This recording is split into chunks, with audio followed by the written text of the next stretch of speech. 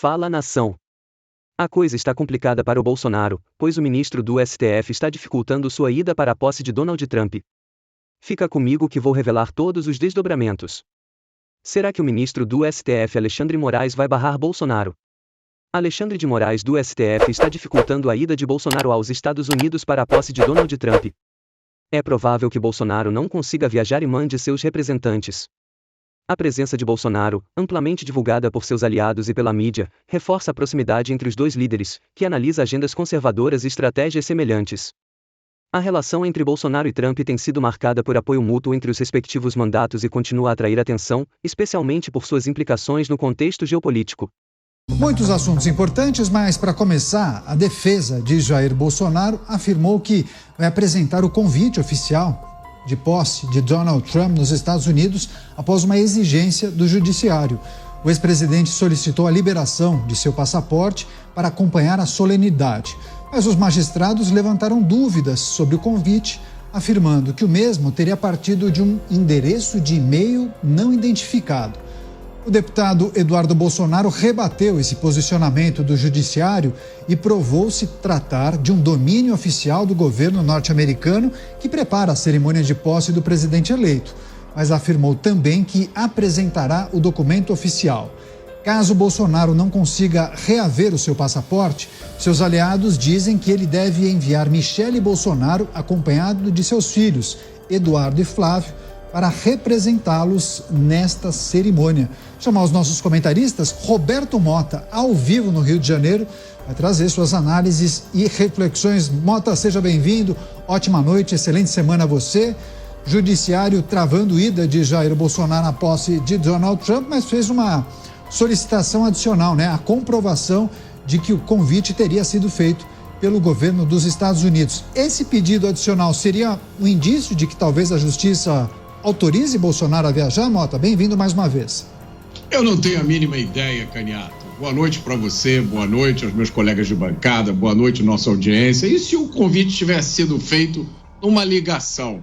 Qual é o problema disso? Vamos lembrar, o Brasil é o país onde o Estado brasileiro já intimou o Elon Musk através de uma postagem na rede social. Lembram disso? Essa foi a intimação do Elon Musk.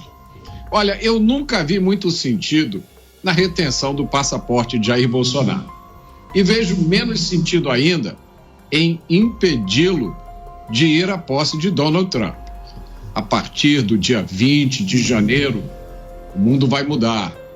Gostem ou não, Jair Bolsonaro está inserido no contexto dessas mudanças.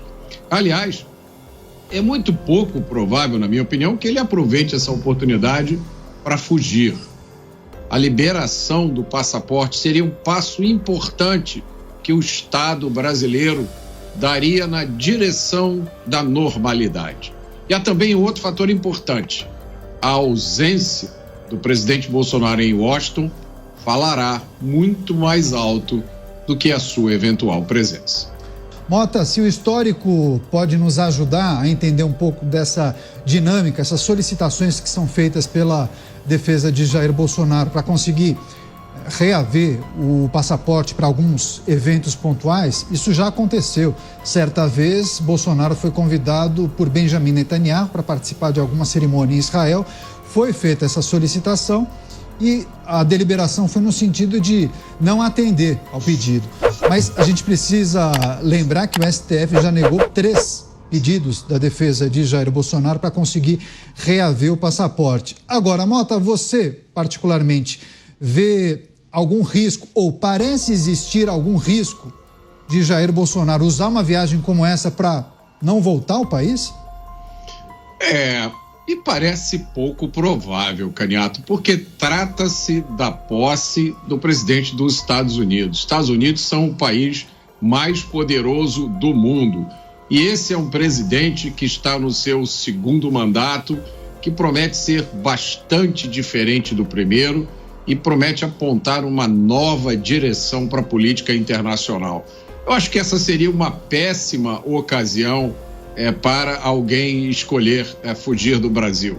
E nunca me pareceu que uma opção como essa fosse compatível com a figura do presidente Jair Bolsonaro. Eu acho que o Brasil pode aproveitar esta oportunidade. Deixa eu mudar as minhas palavras. O Estado brasileiro pode aproveitar essa oportunidade para retomar o caminho do bom senso. Eu acho que também seria um gesto positivo para o governo americano. Vai ficar muito difícil, eu imagino, explicar por que o presidente Bolsonaro não pôde ir na cerimônia de posse, porque ele está com seu passaporte retido. Eu acho que essa é uma excelente oportunidade para a gente caminhar de volta à normalidade. E eu não acho que o histórico seja muito relevante, porque, como eu disse, no dia 20 de janeiro, o mundo inteiro vai começar uma nova fase desse jogo, as pessoas gostem ou não desse fato. A informação indica que, caso o entendimento do judiciário seja para negar esse pedido da defesa de Jair Bolsonaro, ele teria inclusive um plano B já organizado, figuras que poderiam representá-lo nesse evento. A esposa e ex-primeira-dama Michele, acompanhada dos filhos, o deputado Eduardo e também o senador Flávio Bolsonaro. E parece ser novidades mais do que natural, né? Os Bolsonaros representando o Jair Bolsonaro, ex-presidente. Eu não sei se há necessidade de um plano B, Caniato. Acho que a ausência do presidente Jair Bolsonaro já é o plano B, B de Bolsonaro. O mundo se prepara para uma virada de página no dia 20 de janeiro. O Estado brasileiro tem uma escolha: fazer parte dessa mudança e usufruir da segurança e da prosperidade da esfera americana, ou ficar do lado de fora. Essa é a escolha que está na mesa.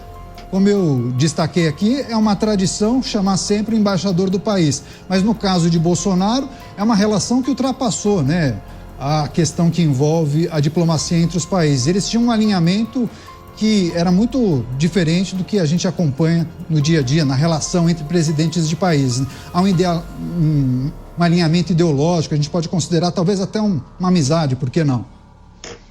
É lógico que isso existe, Caniato. Eu sempre falo aqui, eu sempre repito esse ponto quando nós discutimos a tal polarização. Eu vejo as pessoas ainda reclamando da polarização.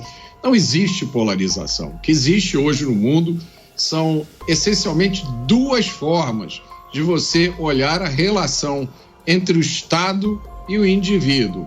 A forma da esquerda, que acha que o Estado tem que ter poder absoluto e o indivíduo tem que ser subordinado ao Estado, e a forma da direita, que acredita que o indivíduo tem direitos que são inalienáveis e o Estado deve servir ao indivíduo. Então, o mundo inteiro está dividido entre esquerda e direita. A esquerda dominou, teve a hegemonia durante décadas em todas as áreas, na cultura, no entretenimento, na informação, no ensino e na política. Agora, esta onda está mudando.